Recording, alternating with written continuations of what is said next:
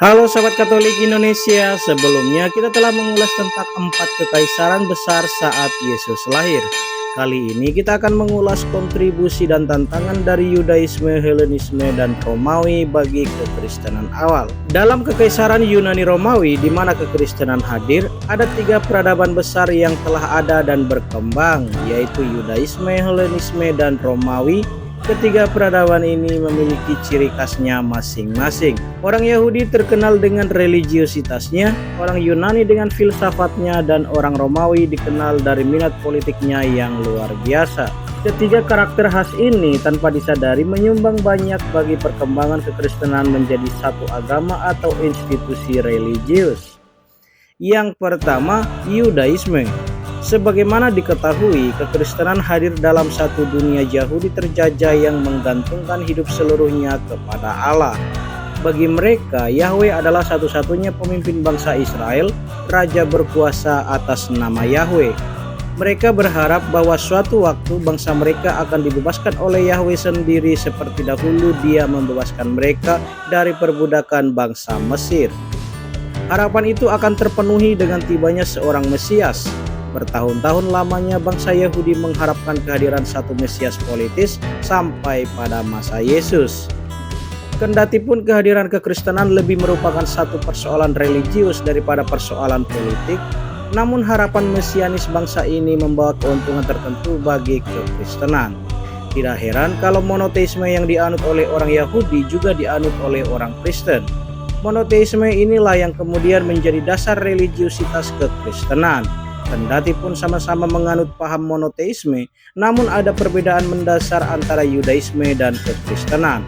Ruang lingkup Yudaisme terbatas bagi bangsa Israel saja, sedangkan kekristenan dimaksudkan untuk semua orang.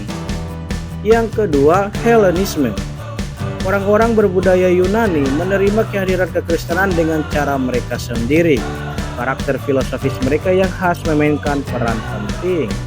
Pertanyaan dasar mereka adalah apakah agama baru ini bisa dimengerti dengan akal sehat? Mereka tentu saja akan berusaha untuk memahami agama baru ini dengan pola pikir mereka. Dengan kata lain, mereka berusaha menerima agama baru ini secara filosofis. Usaha mereka ini memicu berbagai usaha kekristenan awal untuk menyusun teologinya sendiri. Dengan demikian, keuntungan yang disumbangkan oleh dunia Helenis bagi kekristenan sangatlah besar. Kekristenan mengambil untung dari filsafat Yunani yang sedang berkembang ke arah perumusan ajaran moral, teologi, dan agama. Selain itu, kritik tajam orang Helenis terhadap dewa-dewi yang lemah secara moral dan jahat menunjang kekristenan melawan berbagai praktik penyembahan berhala dan politeisme. Bahasa Yunani yang dipakai luas menolong kaum Kristen untuk mengungkapkan kekayaan iman dan ajarannya secara meyakinkan. Sikap ingin tahu pada gilirannya menghantar orang pada pemahaman yang keliru terhadap iman dan berdampak pada lahirnya banyak heresi di masa awal kekristenan. Inilah tantangan dari dunia Yunani bagi kekristenan awal. Yang ketiga, Romawi. Dunia Romawi adalah dunia negara, administrasi, dan politik.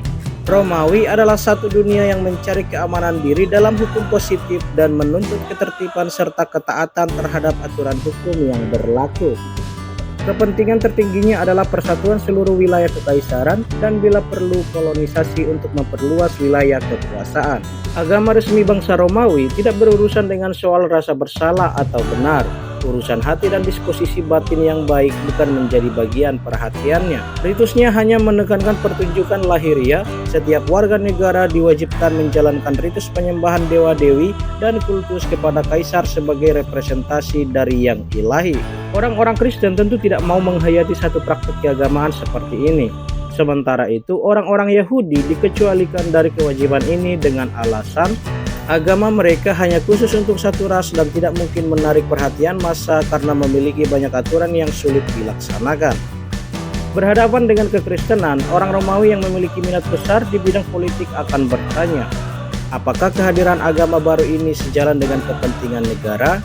Apakah orang-orang Kristen mesti diakui keberadaannya di wilayah kekuasaan ini? Beberapa tantangan yang bisa disebutkan mengarah pada satu kesimpulan. Agama Kristen dianggap sesat karena tidak menyembah dewa-dewi, terutama kultus kepada kaisar. Hal ini memicu kebencian publik yang berdampak pada pengejaran dan penganiayaan pada masa-masa awal. Sampai jumpa di ulasan-ulasan kami berikutnya. Shalom.